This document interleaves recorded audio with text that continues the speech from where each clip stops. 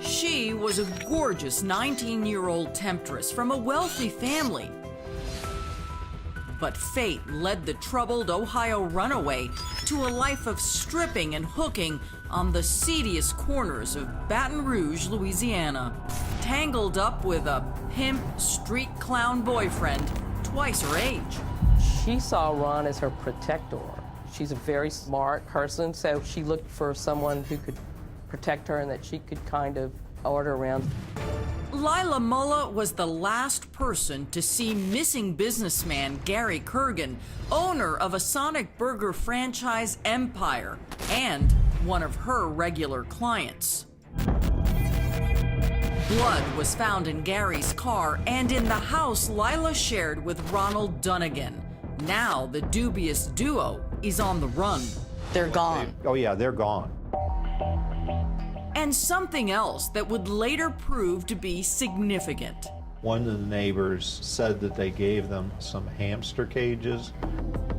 Picture the Bonnie and Clyde of Baton Rouge with all the ruthlessness and none of the cachet. The two got out of Dodge in Dunnigan's old blue Dart. Destination, Sin City. They reappear. Lila decides to go and get an escort license in Vegas. And she goes into the sheriff's department to get this license. It turns out Lady Luck didn't welcome them with open arms. It was more like cuffed wrists. The police in Baton Rouge have put a warrant out for a material witness for a missing person. What a stroke of luck that she goes to sign up for this license and She goes to the police. You know, she comes, I mean, she literally walks right into our arms. Vegas cops detain Lila, but here's where it gets tricky. Dunnigan is hanging around the sheriff's station thinking Lila's still working on the escort license. Vegas police have no legitimate reason to hold him.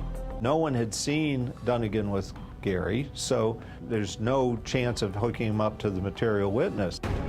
Turns out Dunnigan had a bench warrant for non-payment of a traffic ticket. Vegas police are very much, you know, I don't think we can hold a guy on a parking ticket.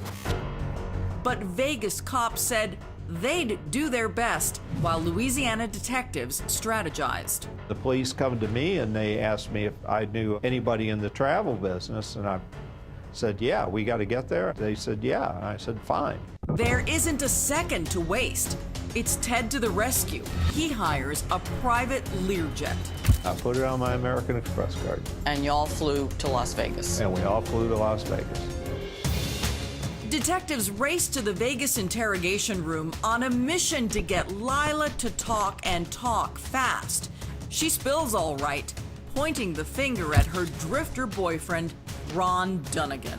She said Dunnigan killed Gary by accident. He said, did Gary deserve to die? And she said no. Was that considered a confession on her part?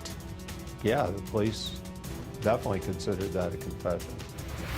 While cops search the couple's Vegas apartment, Ted comes along and waits in the kitchen. And it turns out that's where the investigation into the brothers' disappearance is really heating up. Literally, I'm opening up kitchen drawers and I pull out a notebook and a diary. Ted's about to stumble upon some horrifying entries in that diary, which belongs to Lila. I get to a point in the diary close to when Gary disappeared where she says, hit Gary next time, Ron will hide in the closet, that good man. When you read that, did you feel ill or did you feel like, oh my God, I have them? My blood just went cold. And I turned to the Baton Rouge detective and I said, I think maybe you need to read this. And they read that and they said, we got him. It's premeditated. They had it planned. Police bring Dunnigan and Lila back to Baton Rouge, and the district attorney's office at the time is ready to pounce. It's circumstantial evidence, but we have plenty of circumstantial evidence. We have the people, we have the blood in the apartment, we have blood in the trunk of the car. We have a diary, for God's sakes. But when a new DA named Brian Bush took over, police and prosecutors were forced to close the murder book on the case. Brian said, oh, we don't have a body, we're going to let them out. Just like that. In an hour, I went from, we're absolutely going to convict them, we have them, we have the diary, we have everything we need, to, oh, never mind, we're just going to let them out. Former Assistant Prosecutor Prem Burns was assigned to the case back in 1984.